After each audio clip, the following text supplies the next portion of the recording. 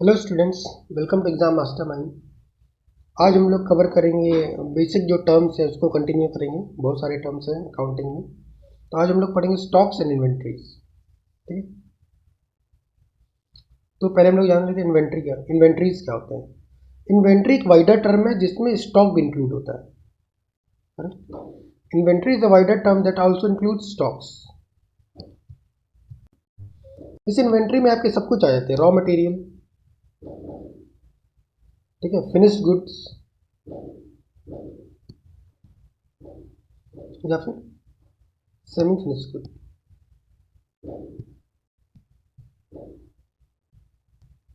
तो इन्वेंट्रीज में ये तीनों आते हैं, रॉ मटेरियल भी आते हैं, फिनिश्ड गुड भी आते हैं और सेमी फिनिश्ड गुड आते हैं। ये जो फिनिश्ड गुड है इसी को बोला जाता है स्टॉक्स,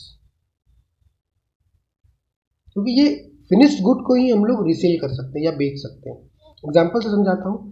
मान लीजिए आपकी जीन्स मेकिंग कंपनी है, आपकी कंपनी जीन्स बनाती है, ठीक है। आपकी एक कंपनी है जो कि जीन्स पैंट बनाती है, ठीक है। तो उसके लिए आपको क्या परचेज करना पड़ेगा? रॉ मटेरियल, आपको धागे खरीदने पड़ेंगे, ठीक है। आपको क्लोथ्स खरीदना पड़ेगा, अनस्टिच क्लोथ्स, ठीक है।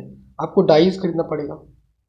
These are called raw materials and these are also part of inventory. ये आपके इन्वेंट्री का पार्ट होगा, ठीक है। कुछ जीन्स ऐसे रहेंगे जिसका सिर्फ एक टांग बना हुआ हो, एक ही टांग स्टिच हुई है।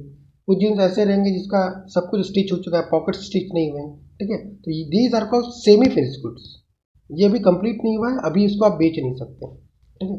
Those are also part of inventory. Semi finished good भी इन्वेंट्री होती है। और ऐसे भी पार्ट होंगे जो कंप्लीटली बन चुका है, जैसे जो कंप्लीटली जीन्स तैयार हो चुका है, those are also called inventories, ठीक है। इसको क्या बोलेंगे? Finished goods. और इसी फिनिश्ड गुड्स को हम लोग क्या बोलते हैं? स्टॉक, जिसको हम लोग रिसेल कर सकते हैं, बेच सकते हैं, ठीक है। एक बार हम लोग डेफिनेशन पढ़ लेंगे।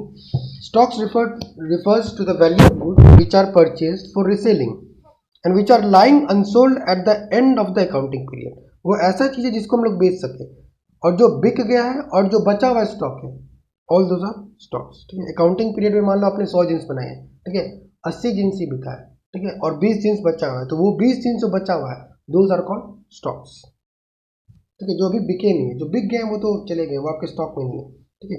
जो बचे हुए अकाउंटिंग पीरियड में, दोज आर कॉल्ड स्टॉक्स, ठीक है। इन्वेंट्री तो बता दिया मैंने, रॉ मटेरियल रहेगा, सेमी फिनिश गुड रहेगा और फिनिश गुड भी रहेगा। तो inventory is a wider term.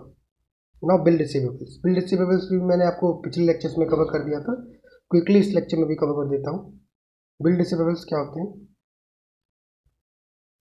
In an accounting term for bill of exchange drawn on debtors or received by the way of endorsement from them, the amount specified in such a bill is receivable at a future date। इसका क्या मतलब हुआ? काफ़ी complicated definition है, simple बताया मैंने। एक bill होता है जिसमें क्या होता है, डेब्टर भी साइन करेगा, ठीक है, और क्रेडिटर भी साइन करेगा। क्रेडिटर का मतलब हो गया, अगर जो कंपनी है, कंपनी वाले बंदे भी साइन करेंगे और जो उधार लेके गया है वो भी साइन करेगा, दोनों साइन करेगा। और उसको रखेगा कौन? जिसको पैसे मिलने हैं। जैसे मेरी कंपनी है, मेरी कंपनी से कोई जीन्स उधार लेके गया है, ठीक है। जो बंदा उधार लेके गया है तो उसमें मैं क्या बनाऊंगा? एक बिल बनाऊंगा उसके लिए, ठीक है।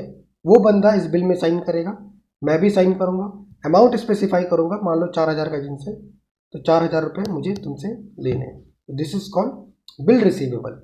लेकिन यही सिनेरियो, फॉर एग्जाम्पल, मेरी जो जीन्स की कंपनी थी, मैंने कहीं से रॉ मटेरियल खरीदा हुआ, मान लो मैंने क्लोथ परचेज किया था, अनस्टिच क्लोथ, ठीक है। अनस्टिच जो क्लॉथ खरीदा, मान लो मैंने वो उधार में लाया था, ठीक है। तो जो अनस्टिच क्लॉथ की कंपनी होगी, ठीक है, और मैं इस कंपनी से क्लोथ लेके आया हूँ, ठीक है, और इस कंपनी को मैंने अभी पेमेंट नहीं किया है, तो मैं इस कंपनी के लिए क्या हूँ? अभी क्रेडिटर हूँ, डेप्टर हूँ। इस कंपनी के लिए मैं डेप्टर हूँ और मेरे कंपनी के लिए ये कंपनी क्या है? क्रेडिटर है। फॉर एग्जांपल ए, मेरी कंपनी है, इसकी क्लोथ मेकिंग कंपनी बी है, ठीक है। तो मैं जब इस कंपनी से उधार लेके सामान लाया हूँ, तो बी ए के लिए क्या है? मतलब मेरी कंपनी के लिए बी क्या है? क्रेडिटर, जिसको मुझे पैसे देने हैं। लेकिन बी के रिस्पेक्ट में ए क्या है? डेप्टर, क्योंकि बी से ए डेप्ट में है। मतलब ए ने उधार लिया हुआ है बी से, तो A is a debtor for company B, while B is a creditor for company A. Hope आपको समझ में आ रहा होगा, ठीक है।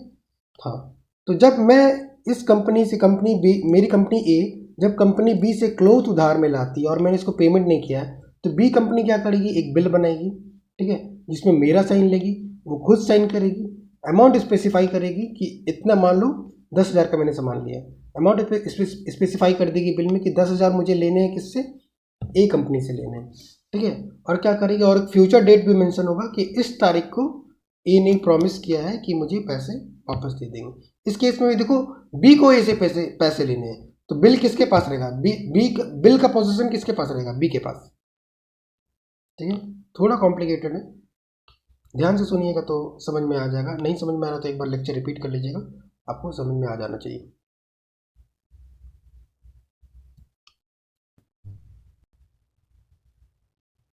तो बिल रिसीवेबल और बिल पेएबल क्लियर है। डेप्टर क्रेडिटर भी मैंने आपको पढ़ा दिया था, एक बार क्विकली डेफिनेशन पढ़ लेता हूँ। डेप्टर्स क्या होता है, पर्सन और firm to whom goods have been sold, जिसको सामान बेचा गया है और उसने पैसा नहीं दिया है। Goods sold on credit, line important है, हैड बीन सोल्ड और सर्विसेज रेंडर्ड ऑन क्रेडिट, मतलब उधार में दिया गया है, and the payment has not been received from them, और पैसा अभी नहीं मिला है, तो उसको क्या बोला जाएगा, डेप्टर। एग्जाम्पल से समझाता हूँ फिर से क्विकली। ए है, कंपनी ए है, मान लो एक पर्सन है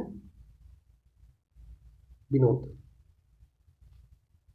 विनोद आके ए कंपनी से कुछ सामान खरीदता है, फॉर एग्जाम्पल फ़ोन खरीदा, ए कंपनी ने इसको फ़ोन दे दिया, लेकिन बी ने अभी पैसा पे नहीं किया है, ठीक है, क्रेडिट में लिया है, मतलब उधार में लिया है, तो विनोद ए के लिए क्या है, ए कंपनी के लिए विनोद क्या है, एक डेप्टर है, करेक्ट। तो डेप्टर्स के लिए नाउ क्रेडिटर, क्रेडिटर भी क्विकली समझा देता हूँ एग्जाम्पल से। एक कंपनी है ए, एक कंपनी है ए, दूसरी कंपनी है बी, ठीक है। जीन्स के एग्जाम्पल से समझाता हूँ। बी एक जीन्स मेकिंग कंपनी है, ए एक जीन्स मेकिंग कंपनी है, ठीक है। बी क्या करती है, अनस्टिच क्लॉथ देती है,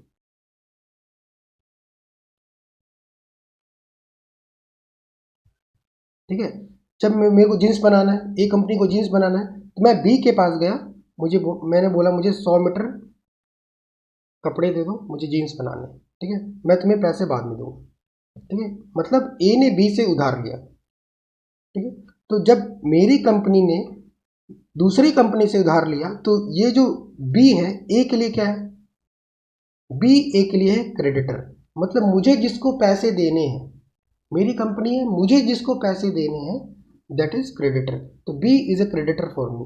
मान लो बी के मुझे 50,000 रुपये देने हैं, तो 50,000 अमाउंट मैं किसको वो करता हूँ, बी को वो करता हूँ, तो B is a creditor for me, clear. हाँ, अब हम लोग देखते हैं व्हाट इज बैड डेप्ट्स। डेप्ट क्या होता है, डेप्ट का मतलब होता है जो कर्ज लेके गया, जो कर्ज वापस नहीं आया, कोई डेप्टर है जो मेरे से 1,000 रुपये का सामान लेके गया, अगर वो मुझे पैसे नहीं लौटा रहा है, मैं अश्योर हो गया कि वो मुझे पैसे कभी नहीं लौटाएगा, तो हम लोग उसको क्या बोलते हैं, बैड डेप्ट्स। आप लोग पढ़ते हो एग्जाम में NPA, NPA is also a form of bad debts for banks. Insolvent का मतलब क्या होता है, दिवालिया निकल जाना। इंसॉल्वेंट मतलब कंपनी अब इस कैपेबल नहीं है कि अपने डेप्ट को पे कर सके, ठीक है। ए पर्सन और एंटरप्राइज, वो पर्सन भी हो सकता है या फिर कोई कंपनी भी हो सकता है, कंपनी भी हो सकता है, which is not in a position to pay its debts. Discount क्या होता है, डिस्काउंट जो बेसिकली मीनिंग होती है डिस्काउंट की, डिस्काउंट जो आपके मार्क प्राइस पे डिस्काउंट दिया जाता है, डिस्काउंट डिस्काउंट। अब डिस्काउंट भी दो टाइप के होते हैं, डिस्काउंट होता है ट्रेड डिस्काउंट, एक होता है कैश डिस्काउंट। ट्रेड डिस्काउंट का मतलब क्या होता है, मुझे एक जीन्स बेचनी है, ठीक है, मैंने उसमें 20% डिस्काउंट दिया, ठीक है, 1,000 रुपये की जीन्स थी, 20% मैंने डिस्काउंट दिया, तो वो जीन्स का कॉस्ट कितना हो गया, 800 रुपये। तो ये जो 800 रुपये मेरे पास आ जाएंगे, और 200 रुपये जो मैंने डिस्काउंट दिया, ये 200 रुपये क्या है, डिस्काउंट। लेकिन ये 200 रुपये ट्रेड डिस्काउंट में इंपॉर्टेंट होता है। ट्रेड मतलब क्या होता है, बेचना, किसी भी सामान को मैंने बेचा ट्रेड डिस्काउंट देके, तो वो जो 200 रुपये डिस्काउंट आया उसको हम लोग अकाउंट बुक में कभी नोट नहीं करते, ठीक है, ये बात इंपॉर्टेंट है ट्रेड डिस्काउंट के लिए, याद रखिएगा, ट्रेड डिस्काउंट को हम लोग कभी अकाउंट बुक में नोट नहीं करते, क्योंकि वो बेचने के पर्पज़ से, मेरा इंटेंशन ही नहीं था मुझे उससे 1000 रुपये लेने, मुझे उससे 800 रुपये ही लेने थे। ठीक है, तो ये हो गया ट्रेड डिस्काउंट, मैंने 20% डिस्काउंट दे दिया MRP पे, तो वो जो रेवेन्यू की वैल्यू आएगी वो हम लोग 800 रुपये लिखेंगे, 1000 रुपये नहीं लिखेंगे। लेकिन कैश डिस्काउंट क्या होता है, कैश डिस्काउंट हमेशा डेप्ट के सिनेरियो में आता है, डेप्टर के सिनेरियो में आता है। जब भी कोई डेप्टर है, ठीक है, मान लो 1000 रुपये कोई का जीन्स कोई लेके गया है और वो मुझे पैसे लौटाने को, वो मुझे पैसे लौटा, अभी पैसे नहीं लौटा रहा है, तो मैं क्या करूँगा, उसको एक ऑफर दूंगा कि भाई तू मुझे 800 रुपये ही दे दे, 200 रुपये मैं तुम्हें कैश डिस्काउंट दे देता हूँ। जब हम लोग डेप्टर से पैसे निकालने के लिए डिस्काउंट दे देते हैं तो उसे बोला जाता है कैश डिस्काउंट।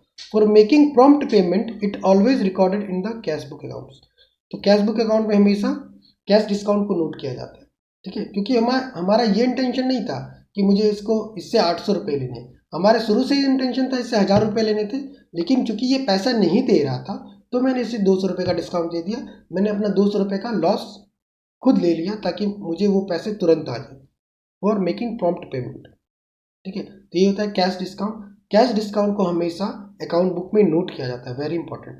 ट्रेड डिस्काउंट को अकाउंट बुक में कभी नोट नहीं किया जाता है, कैश डिस्काउंट को ट्रेड बुक में नोट किया जाता है एज ए लॉस। ठीक है, तो this is the basic accounting terms. अगर आपको लेक्चर्स पसंद आ रहे हैं तो मेरे चैनल को सब्सक्राइब कीजिए एंड शेयर कीजिए अपने फेलो स्टूडेंट्स के साथ। Thank you.